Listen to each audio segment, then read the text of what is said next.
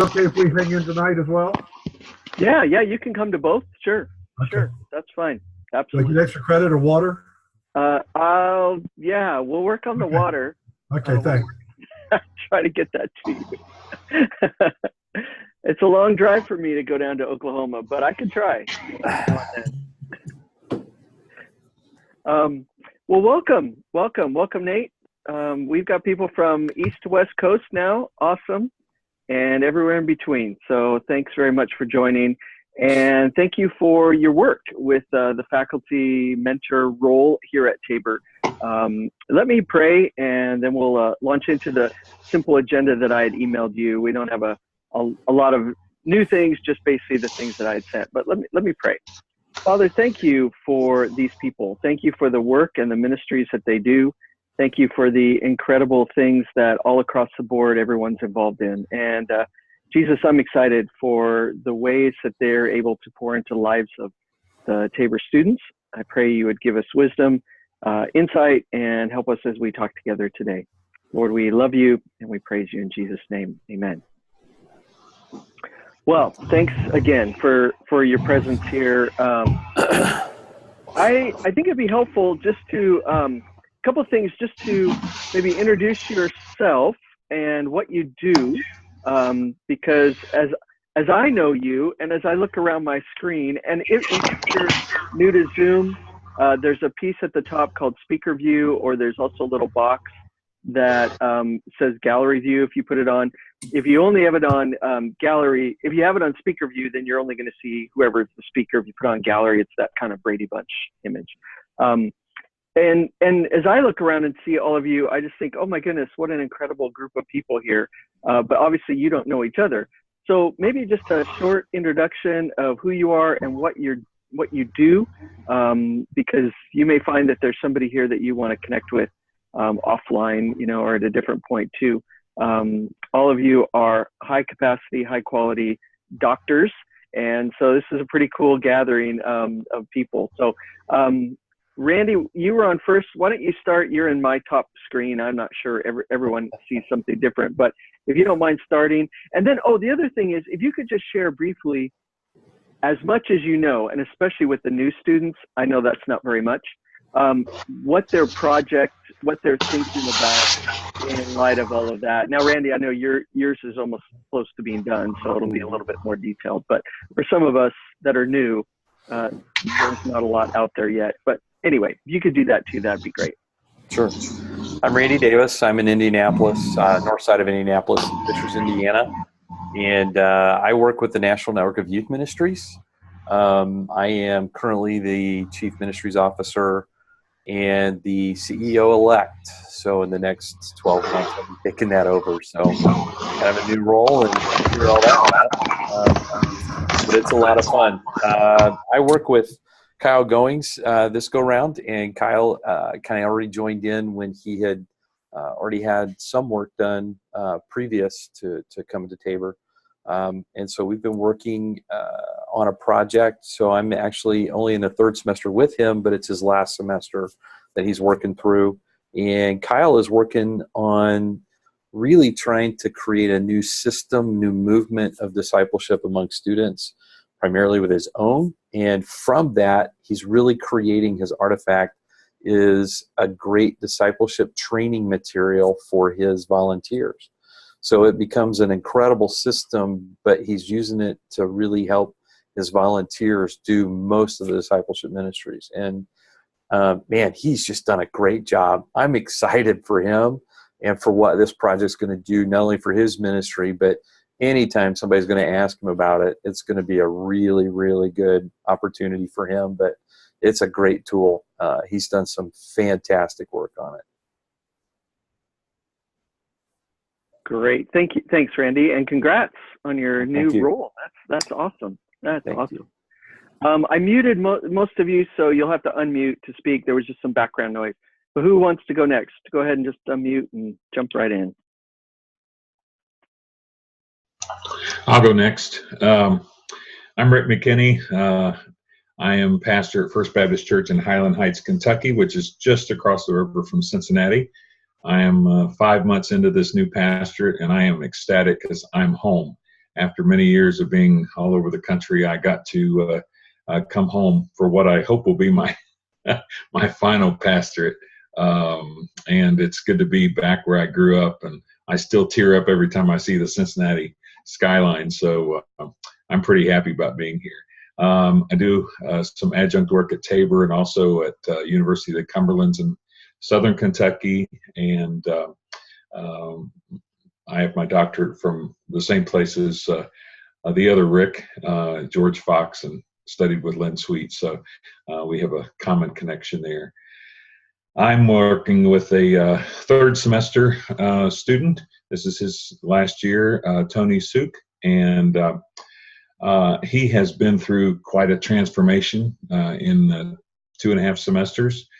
Started with really a completely different direction, and had some intentions that haven't worked out the way he thought, and God has really kind of moved in his life and changed him a little bit. And he has developed what I think is a super exciting program to develop community within the church fellowship and the church body. And actually, I think it's a great evangelism tool as well.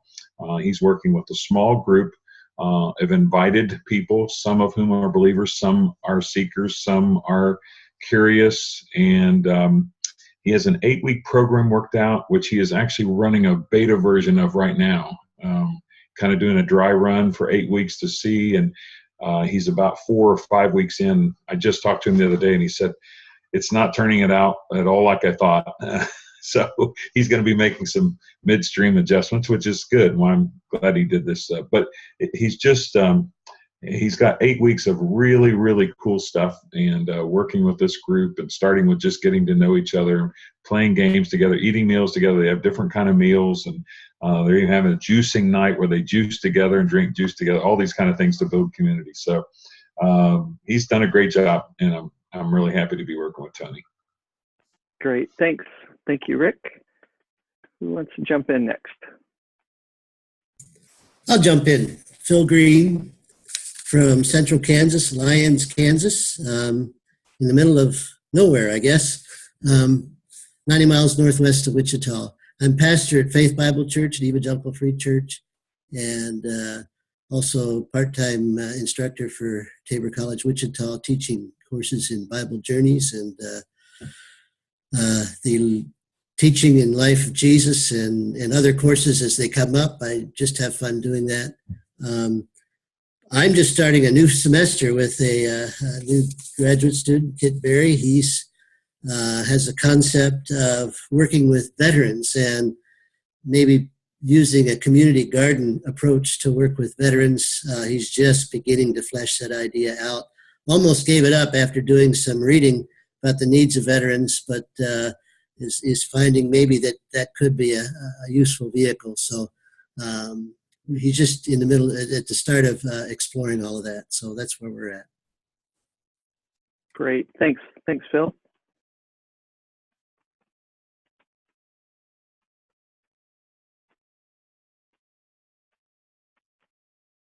I can go next. Can everyone hear me?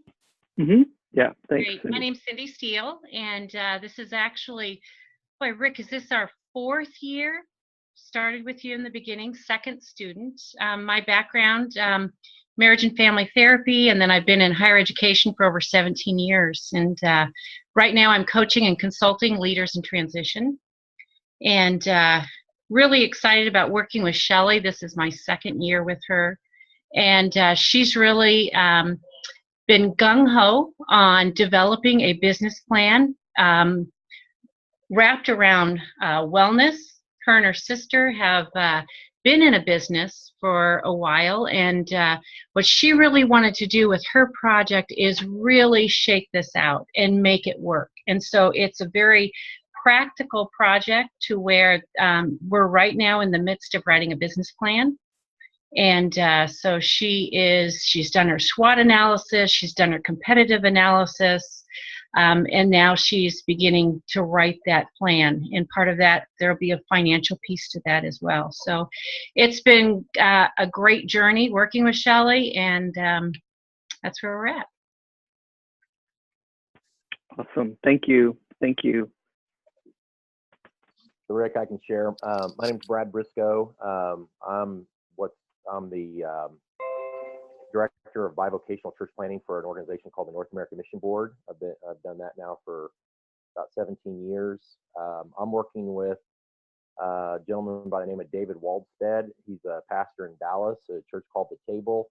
And David's just getting started, but his project is he's starting an NGO in Uganda for educational purposes.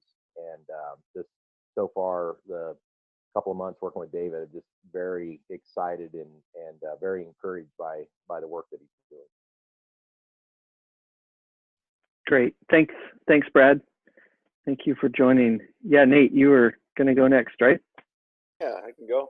Hi, I'm Nate Yoder. I lived much of my life in Ohio, so I know where Cincinnati is. Go Reds. And it's always next year, right?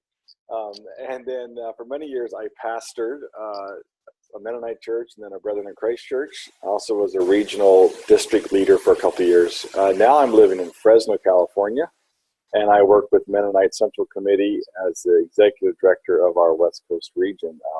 Actually was at your old church just last week, Rick, here in North Fresno. So this is my first time as a faculty mentor, and I'm paired up with Mesfin Abram, who is an Ethiopian, now living in Kansas City. I believe it was 2008 when he immigrated to the U.S. And his project has to do with helping basically the parents and the children and the youth in his congregation connect. There's, in addition to generational differences, there's huge cultural differences because of the changes. And he's trying to find develop a tool that will help them connect and also help disciple the next generation in this process. So it's exciting. It's been a little challenging because it's my first time, and English is clearly his second language. And so it's been challenging for me at times to know, when do I help? When am I over functioning? But the last connection we had, I was just frankly blown away with the work he's done and the progress he's making. So it was encouraging to see that kind of progress taking place. So I'm excited to be part of this journey. Nate, I have to ask, do you do any work with Fresno Pacific? I was there just last week. Actually, Rick might know Brian Ross. He was a Leonard Sweet disciple as well. George Fox, a friend of mine, teaches there. I've been there. I haven't done any teaching or adjunct yet, but I know many of the profs, and I live 10 minutes from there. So Great. My turn, Rick? Yes, please. Thank you. Okay, I'm Pete Balaban. I'm a school bus driver for the public school system here in Edmond, Oklahoma. I was part of cohort 1 with Dr. Sweet under then George Fox Seminary. And I've been an ordained Lutheran pastor for over 37 years. I've served churches in Abilene and Eureka, Kansas, for your Kansas people, as well as I'm currently serving a community we call Lighthouse Lutheran Church here in Edmond, Oklahoma, which is part of the Oklahoma City metropolitan area. So I have the privilege, my first opportunity to be serving with Mark is my student mentoree, and we're just kind of getting to still know each other. Very fascinating because he's interested in pursuing bivocational ministry. And so we have some connection there to talk about. And this semester, he's looking at wanting to develop his storytelling techniques, which is right up my alley as well. So we're really having a good time getting started with that.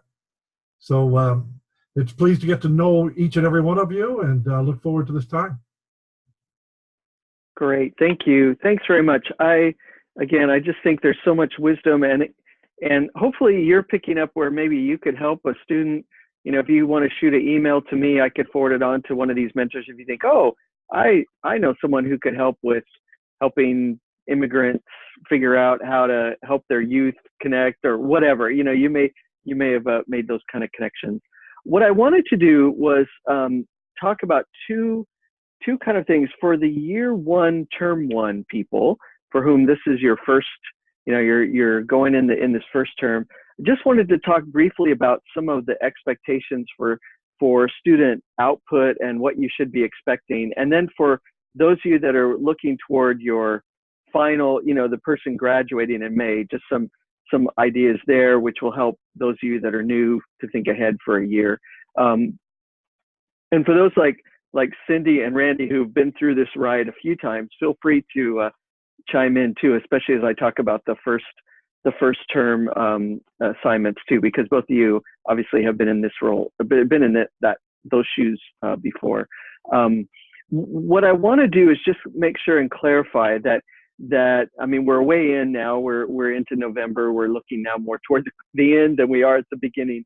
But the student was or is to have or should have created some kind of learning outcome, learning plan that they are working on for this term. The goal will be that at the end of the term, they then submit whatever it was that they said at the beginning, and you can evaluate whether they accomplished what they said. Now, if they bit off more than they can chew and they tried their best, but they didn't make 100% of all the different things they said they were going to do, that's okay. It's up to your judgment. I was talking to someone today who will start in January for a student that I'm currently mentoring myself for this first semester. And I trust you. You are educated. You have your doctorates, every one of you. And so I'm okay with you, using your best judgment as you come to the end of the term with the student. But hopefully it's on them to actually make the initial push and the initial kind of piece every semester. You may have picked up as well, if you're a year one, term one person, particularly in Rick's story, how his student started thinking of one thing and is now doing something completely different. That's pretty much the norm, I'll just say. I mean, not every single student, but most of the students end up making that kind of radical change along the way. And that's good to me. I mean, it shows that the classwork, the time together with you is really making an impact to help them hone their ability and their dream and their idea.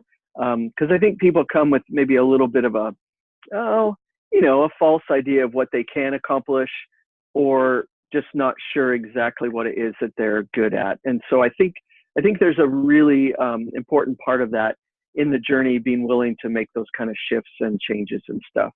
And then the last thing before I take questions that I wanted to let you know, and this will be new for Randy and Cindy and Rick, because we didn't do this last year. I threw in something this year for all the students to do with an organization here in Kansas called the Kansas Leadership Center. It is a fantastic, it's one of the top quality things in this state, in my opinion. It's amazing what Kansas Leadership Center does in helping people to think about leadership that is adaptive. It's messy. It's not the 5 easy steps to the perfect, leadership method or whatever. It's like, how do we deal with people and factions and groups and all this kind of stuff to help move a project or an idea forward. What I would have loved is to have all the students actually go to a Kansas Leadership Center 2.5-day live session in Wichita. With cohort 1, I actually did that, and it was fantastic. With the other 2 cohorts, 2 and 3, we didn't do this, but I've been really thinking what a significant thing it was to have common language, to have some common ideas about leadership. And so Kansas Leadership has done an online program. And this is nothing new. I know you've read about this, but I just want to give you a little bit of idea why. So I've invited them, or asked the students to do about 20 hours this term out of the 90 that they need to do for a 2 credit hour course as part of the Kansas Leadership Center online piece. So A, I wanted you to know it was my idea, not theirs. And B, I wanted you to know that I think it's fantastic. I've been to about 6 of their events and trainings, and I'm an evangelist for Kansas Leadership Center. It's pretty much the best way to explain it. And I really want them to wrestle with these kind of things. So some of the students, Brad mentioned David, who's in Dallas, he's like gone whole hog over the top, which is awesome with the online program. The person that I'm mentoring, hasn't touched it yet. I think he did 1 hour long. So he's like, oh, I'll get to that after Thanksgiving. Well, it's going to be tough, but so that's my issue with him, to push him a bit on that. But I think it's really significant, and it's not your run-of-the-mill leadership training. I'm not bashing him, but he's just a great caricature of one type of it's not all John Maxwell leadership training. I mean, it's really adaptive, Ronald Heifetz, and that type of leadership training. So I just wanted you to know, especially those of you that have brand new students. For the others, I could definitely make it available. If you think, oh, I should have someone do that because that would really help them for next term, let me know, because they're giving us a great deal to get onto their online portal and stuff, Housewise. But anyway, that's something that going forward, I will have every cohort do in the first term. So those are just some of the overview things I do want to talk about for those of you that are looking down the end to completion. But for those that are in the new, with new students, are there other questions that you have had that you've been thinking about that I didn't address well in the syllabus or in the documentation or our phone conversations that each of us have had?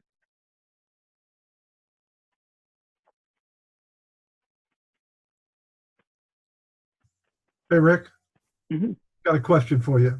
Since this is my first time with this, how nudging, direct, active should we be with our students? If holding their feet to the fire type of thing, and do we know when we get to expecting too much from them? Because we are meeting with our student every couple weeks in average. I mean, that would be my goal. Would my preference would be every 2 weeks you're meeting together on a fairly regular schedule, even if it's for 20 minutes just to touch base. That would be where I'm doing this with my student, holding his feet to the fire, reminding him that, hey, it's going to be hard to get all that Kansas leadership done after Thanksgiving. So I'm pushing him in that way. Ultimately, we have the grade power at the end, and if he doesn't fulfill those things, there will be that consequence. Ultimately, the second part of your question was about kind of the authority to do that, right? And you definitely have full authority. Like, you are the course instructor for this class with your one student. And all I want at the end is an email saying, he got an A, she got an A, whatever, B+, C-, whatever. I don't need any rationale. That's where all the trust comes in. I just trust you to have figured that out, and we'll make that call. Are you getting the Zoom chat? Yes, I saw that. I will need to ask. You asked about access to Kansas Leadership Center. I will ask. Early on in the semester, I did ask, and they did say yes, and I forgot to put it out there. So yeah, I'll ask them and see, and they should be able to give you access to it. Yes.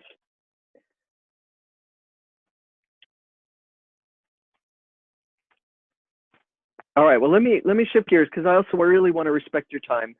Let me shift gears for the year 2, term 3, but looking at completion. I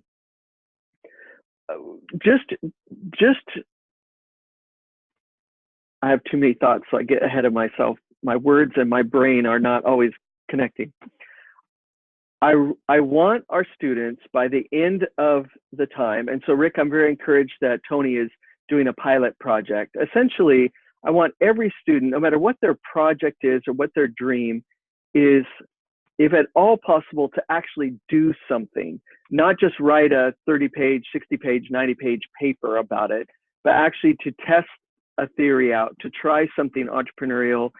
For David I know he's going to Uganda in a couple weeks or something, right? Like, ultimately, I would assume by the end of next year, he will have piloted something, or he's got something going. It really is important that this is a very practical degree, and so that they are doing something as a result of that. So as Randy talked about, his student that will be finishing, Kyle, who'll be finishing this Christmas because of some other coursework, he's going to put together a curriculum. And I actually had lunch with him earlier last week, and he was talking about running that with his youth staff and volunteers. So it's meant to be something that is done, not just written about, if at all possible. I realize that for some that doesn't always work. But as you're trying to like evaluate the scheduling between now and May when graduation comes, if you can think and maybe push them to at least pilot something by late January, early February at the latest, so that they have time to write up, their paper before the final. And when I mention the paper, what I'm thinking, and this will be in the syllabus that you'll get in the spring, it's really around kind of a very simple, what was your dream? What changed along the way? What was your idea? How did your pilot work? What was the feedback you received? And what would you do differently? I mean, it's simply that's the flow of their final paper. Really the focus is, and if they have, the focus is on that project. And if they have slides that they used or curriculum that they created or photos or video or whatever, that all goes into some kind of appendices that they can submit either for themselves or I want a copy just for our archives so that I can help other people realize or think through when they say to me, what are some ideas or what are some things I can do? I want to be able to say, here's some ideas, here's some thoughts, here's what some of the students have done. So that's really kind of thinking, and I guess why I'm telling you this now in the fall is just so that you can be thinking so that it isn't January and then you're not doing a pilot project, or he or she isn't doing a pilot project until March and trying to write something up for May. Trying to keep it, timing wise is really helpful. And there will be more information in the spring syllabus, which I'll send you early December for those of you that are in your second year with the second year student. Does that make sense? Any questions along those lines? That was really something I wanted to just pick up, recognizing that for some of you, this is a long ways off, but for others of you, it's really soon.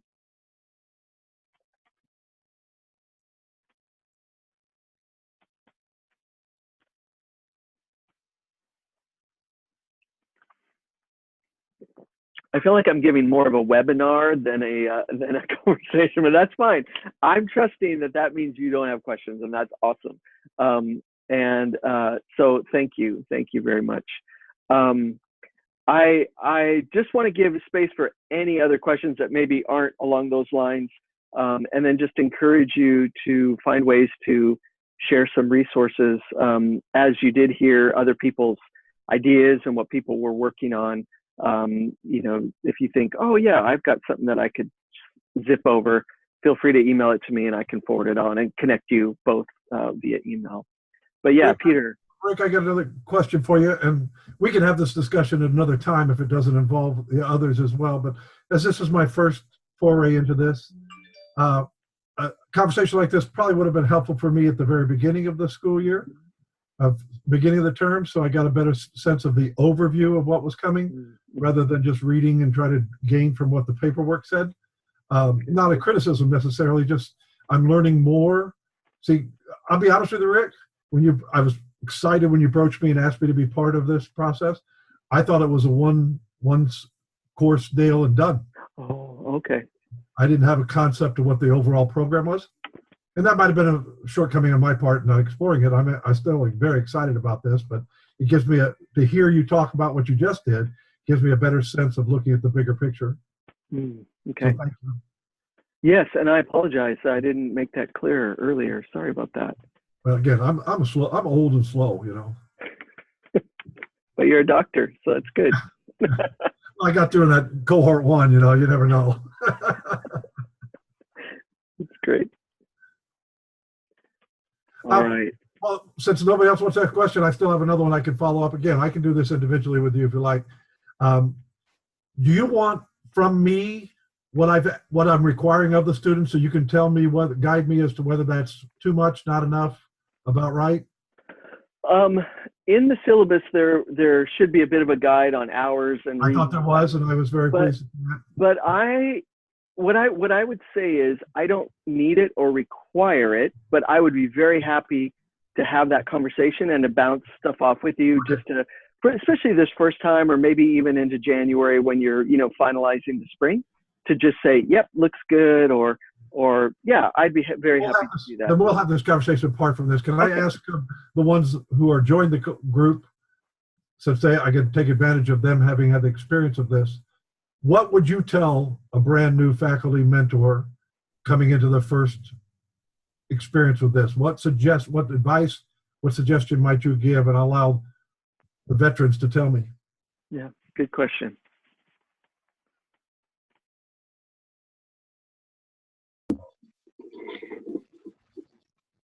Can you hear me? Go ahead.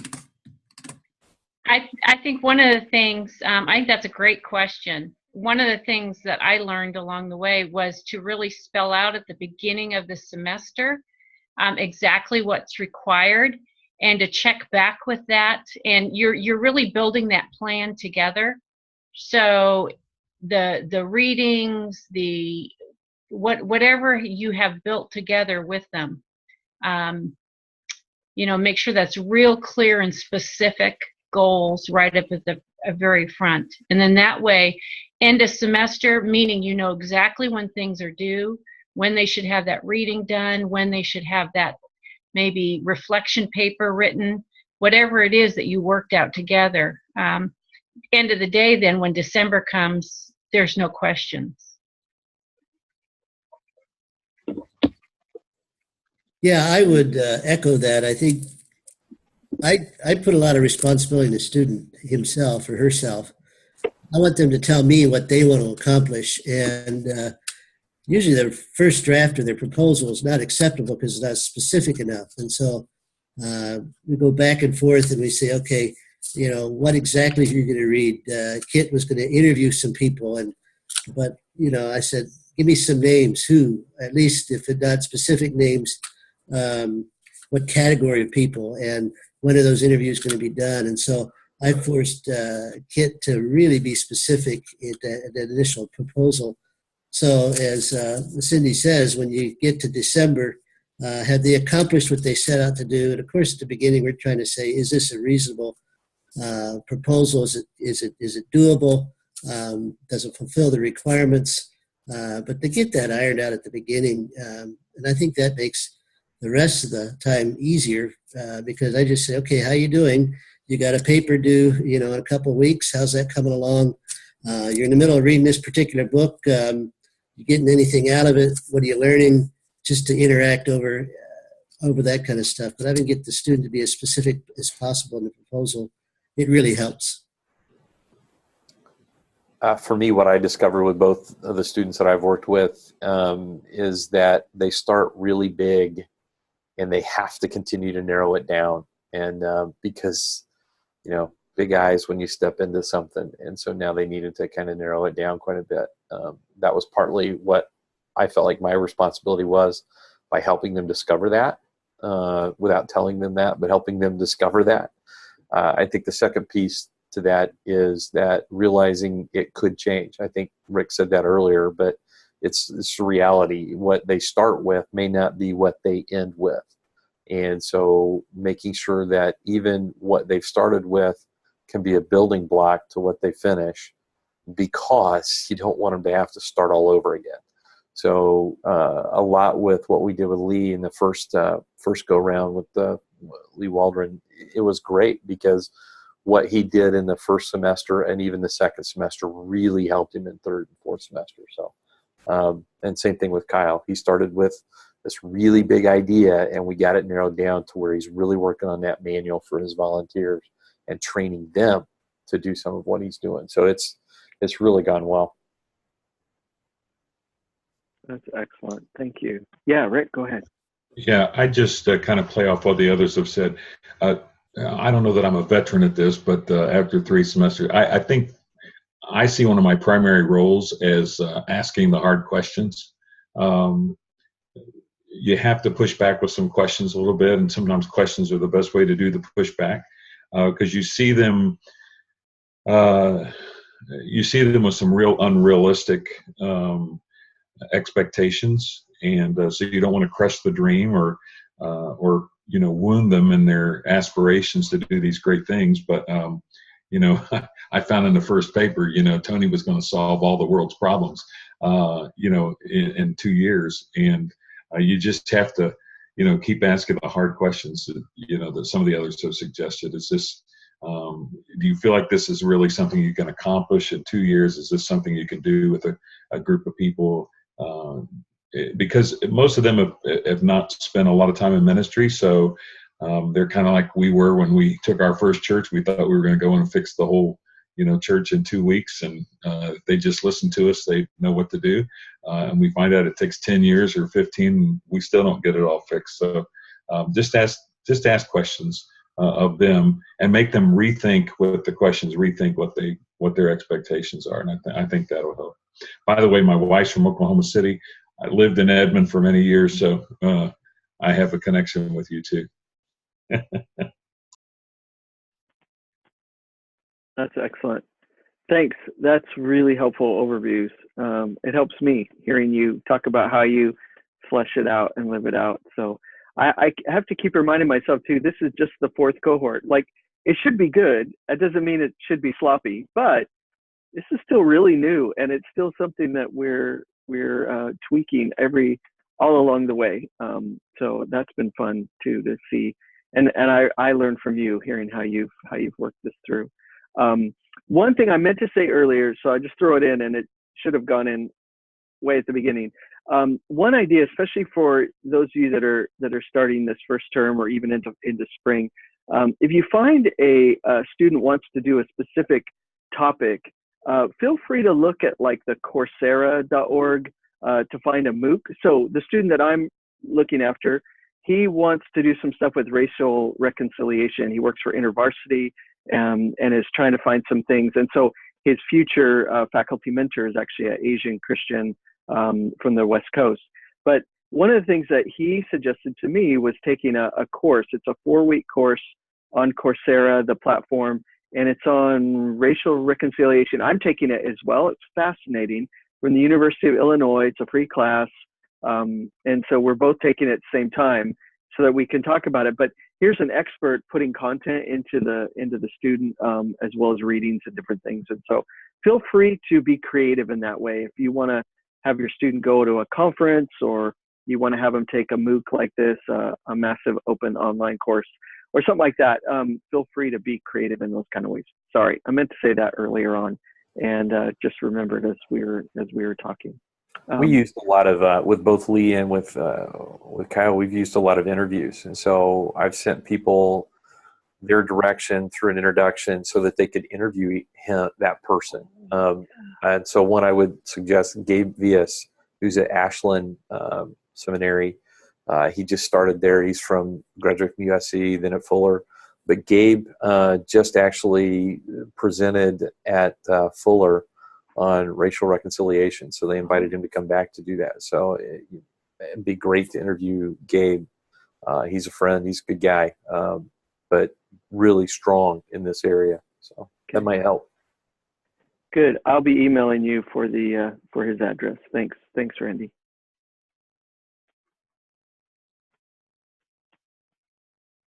Well, thank you for your time this afternoon. I really appreciate it. And from all corners, like I said, of the U.S., it's awesome to see east to west time zones here. So thank you. Thank you very much. Blessings to you. Feel free to email, call, whatever, to connect future. I'm very open to continue conversation. Brad, you unmuted. Did you have a question or comment? No, I was just going to say thank you. Thank you. Thank you. Yeah, I'm grateful that you all are here. I really am very, very grateful. So thank you.